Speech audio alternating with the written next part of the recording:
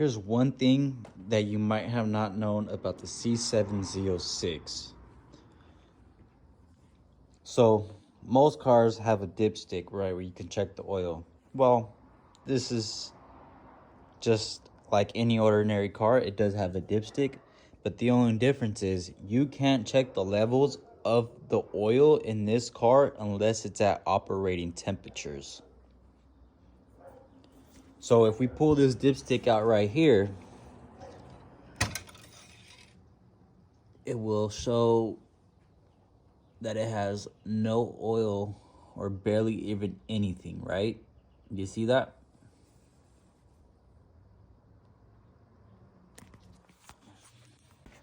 So I just wiped it off completely. I'm gonna put it back in again. Pull it up. And if you see, there's absolutely none in the holes. And then there's barely even anything on the dipstick. So, for you to be able to check the oil, you would have to turn the car on and get it to operating temperatures. Operating temperature in this car is 170. Most people don't know this, but this is a dry sump system. So meaning there is no oil pan at the bottom of this motor. All the oil goes directly to here, is stored in here and everything. And the purpose of that is for when you're on the track and your car goes like this or like that, the oil's not being sloshed to one side and causing the motor not to have oil in it. So this is actually a great thing to have if this car is tracked, because it will never not have oil circulating through the motor. How long would it take me to get this car to get to operating temperatures? Let's find out. Start the car, put the clutch in, make sure it's in neutral.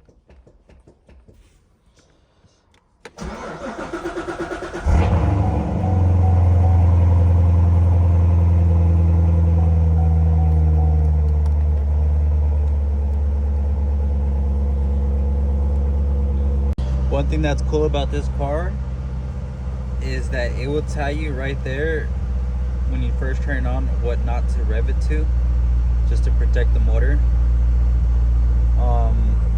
Those slowly start to go down.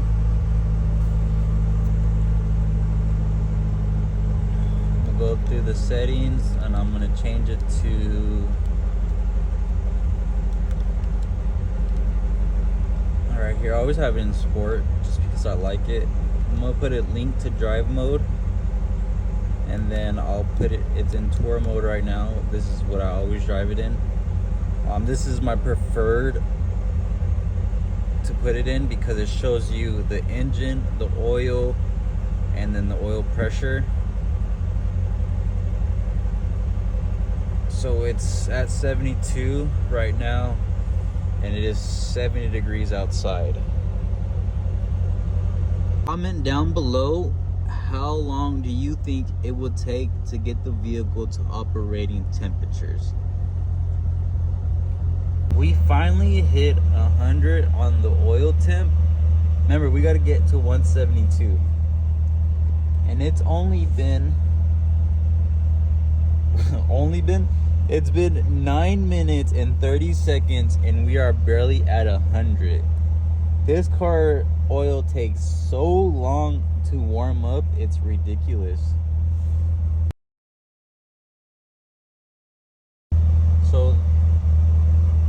So the car finally lost all the bars.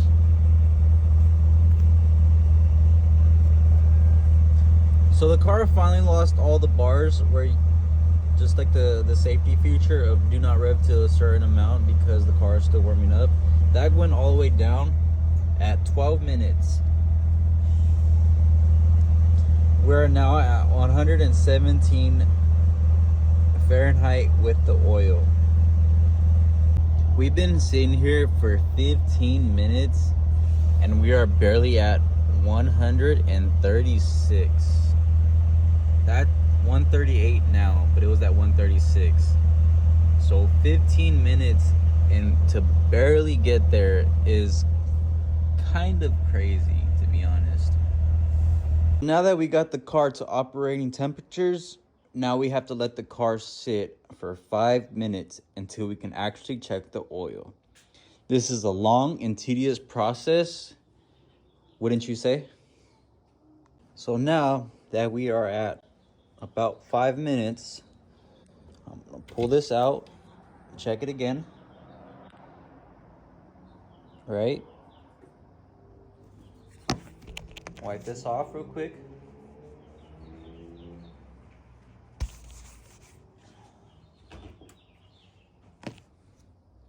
Now that it's all cleaned up, we'll put it in again.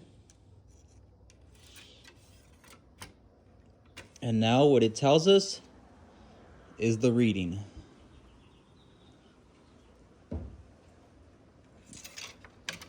Now let's put it in there and pull it out. And we'll see what the reading is. So I'm actually below the level of where I need to be. So I need to add a quart of oil. I'm gonna wipe it off one more time.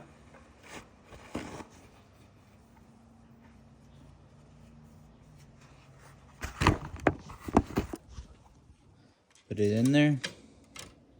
Let it sit. 1, 2, 3, 4, 5.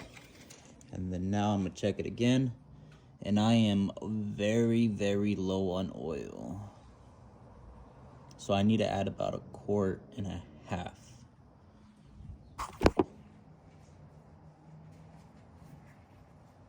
Now that I added the 1 quart of oil, we clean out the dipstick, put it in. And then now, it's exactly where it should be, right in the middle of that. It's a little below because where it says hot is the middle, but it's basically there. Just to be safe, we're gonna turn the car on again. Look how fast the oil dropped down. It's at 138 now. I'm at 138 now. That is actually crazy.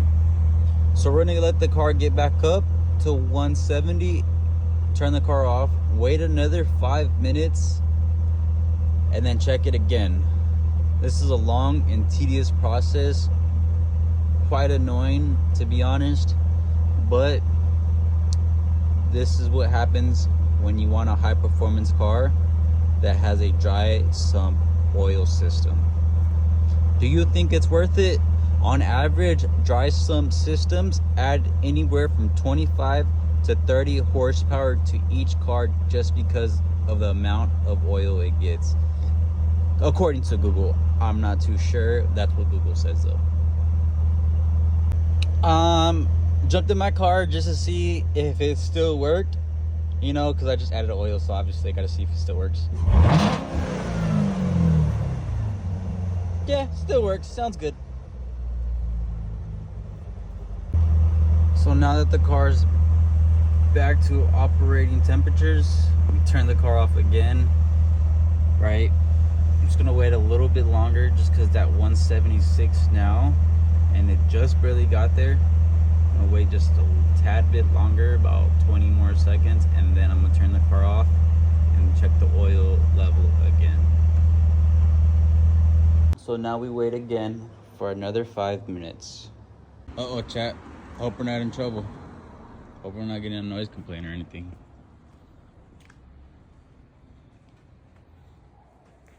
So we're at 2 minutes and 43 seconds.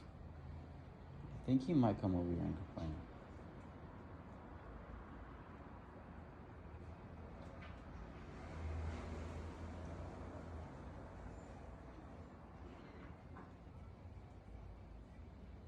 Three minutes now.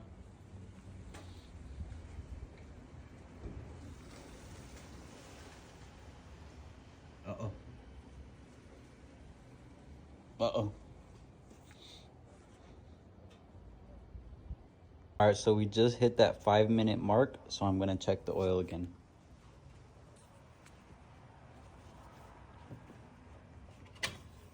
5 minutes. So it's all the way filled up, so I'm gonna clean it off. Put it in. And now, this is our true thing. So it's right about there. Kind of a little low still.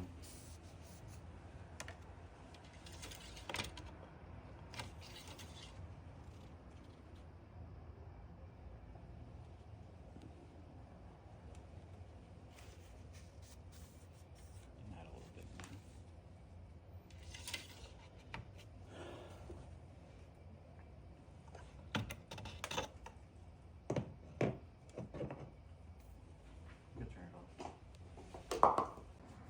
So still, I'm just gonna add a little bit more.